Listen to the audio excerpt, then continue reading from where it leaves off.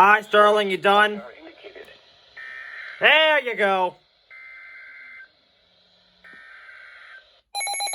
Hi, Sterling. How's the drugs?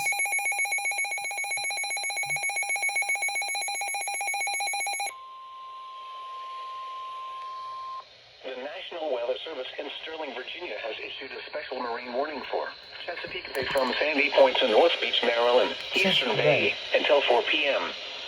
At 3:06 p.m., a strong thunderstorm capable of producing waterspouts was located near Eastern Bay, moving southwest at 25 knots.